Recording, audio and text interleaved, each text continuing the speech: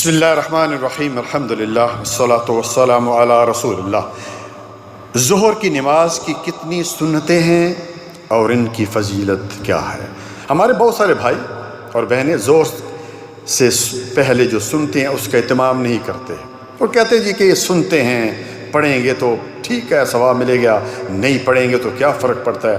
آج میں آپ کو ان ظہر کی سنتوں کی فضیلت بتانے جا رہا ہوں، اور ایک نہیں، دو نہیں، تین نہیں، بلکہ تقریباً 7 یا 8 حدیثیں آپ کو سامنے رکھوں گا، اور امید کروں گا کہ کبھی بھی یہ سنتیں جو ہیں وہ آپ نہیں چھوڑیں گے۔ حدیث نمبر 1 سیدہ ام حبیبہ رضی اللہ تعالی عنہا سے روایت ہے کہ رسول اللہ صلی اللہ علیہ وآلہ وسلم نے فرمایا: من حفظ علی 4 رکعات قبل الظہر و4 بعدها حرمہ اللہ علی النار، او کما قال صلی اللہ علیہ وسلم، کہ جو شخص ظہر سے پہلے 4 رکعتیں پڑھتا ہے اور اس کے بعد پھر 4 رکعتیں پڑھتا ہے، 2 کر کے ہمیشہ پڑھتا ہے، وہ اللہ سبحانہ و تعالیٰ اس پر جہنم کی آگ کو حرام کر دیتا ہے۔ ابو داؤد 1269، ترمذی 427، نسائی 1814، ابن ماجہ 1160۔ تو یہ 4 رکعت پڑھنے چاہیے، ویسے 2 رکعت بھی پڑھ سکتے ہیں، 2 بھی آپ صلی اللہ علیہ وسلم نے پڑھی ہیں، لیکن اس میں فضیلت ہے کہ اللہ تعالیٰ اس پر جہنم کی آگ کو حرام کر دیتے ہیں جو ظہر سے پہلے 4 رکعت پڑھتا ہے، ٹھیک ہے، اور اس کے بعد جو ہے وہ 2 رکعت پھر 2 رکعت 4 پڑھتا ہے۔ اسی طرح ابن ماجہ کی حدیث نمبر 1157، نبی صلی اللہ علیہ وآلہ وسلم نے فرمایا: 4 قبل الظہر لیس فیہن تسلیم تفتح لہن ابواب السماء۔ نبی صلی اللہ علیہ وسلم نے فرمایا کہ ظہر سے پہلے ایک ہی سلام سے 4 رکعت پڑھنے سے آسمان کے دروازے کھل جاتے ہیں۔ اللہ اکبر۔ اور سنن ترمذی میں یہ الفاظ موجود ہیں: انہا ساعۃ تفتح فی ابواب السماء فاحب ان یسعد لی فیہا عمل صالح۔ آپ صلی اللہ علیہ وسلم نے فرمایا، سیدنا عبداللہ بن صائب رضی اللہ تعالیٰ عنہ اس حدیث کے راوی ہیں، کہ آپ صلی اللہ علیہ وسلم ایک جگہ یوں بھی عرض کیا کہ کان یصلی 4 بعد ان تزول الشمس قبل الظہر، کہ رسول اللہ صلی اللہ علیہ وسلم ظہر سے پہلے سورج ڈھلنے کے بعد، یعنی زوال کا وقت جب ختم ہو جائے، 4 رکعت پڑھا کرتے تھے۔ اور کیا فرمایا کہ یہ ایسی گھڑی ہے جس میں آسمان کے دروازے کھولے جاتے ہیں، پس میں پسند کرتا ہوں کہ اس گھڑی میں میرے نیک اعمال اوپر چڑھ جائیں۔ مطلب یہ کہ دعا کی قبولیت کا وقت ہے اور نیک اعمال اللہ تعالیٰ کے پاس پہنچتے ہیں۔ یہ وہ وقت ہے جب کہ آسمان کے دروازے کھل جاتے ہیں، اور جو نیک اعمال ہیں وہ اس وقت اللہ تعالیٰ کے پاس پیش ہوتے ہیں، اور آپ صلی اللہ علیہ وسلم یہ پسند کرتے ہیں کہ میں اس وقت کچھ نماز پڑھوں تاکہ میرے اعمال اللہ تعالیٰ کے پاس پہنچیں۔ چوتھی حدیث صحیح الجامعہ صغیر کی یہ روایت ہے، حدیث نمبر 882 ہے، رسول اللہ صلی اللہ علیہ وآلہ وسلم نے فرمایا: 4 رکعات بعد الزوال قبل الظہر، کہ ظہر کے وقت پہلے 4 رکعت پڑھنا سحری کے وقت نماز پڑھنے کے برابر۔ اللہ اکبر۔ صحیح الجامع کی روایت ہے بھائی، اللہ اکبر، سبحان اللہ۔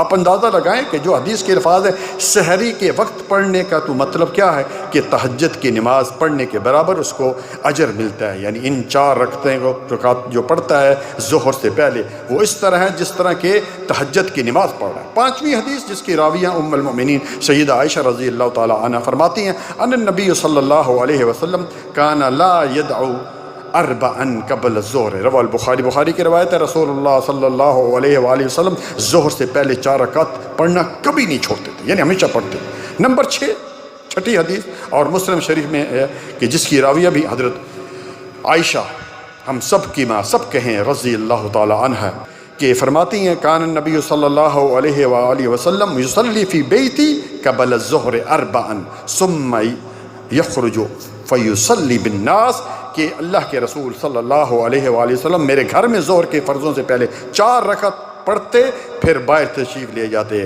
اور لوگوں کو نماز پڑھاتے، یعنی فرض نماز پڑھاتے۔ اللہ اکبر۔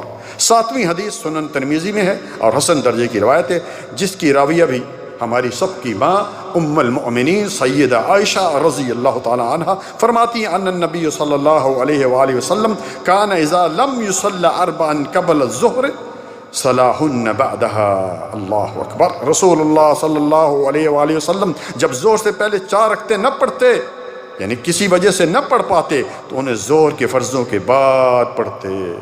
اور آج ہم کیا کہتے ہیں؟ جی سنتے ہیں، پڑھیں گے تو ثواب ملے گا، نہیں پڑھیں گے تو گناہ نہیں۔ یہ کائنات کے امام ہیں کہ جن کے بارے میں قرآن کہتا ہے غفر اللہ ما تقدم من ذنبی وما تاخر، کہ اگلے پچھلے تمام گناہ معاف، جنت کا دروازہ کھلائیں گے۔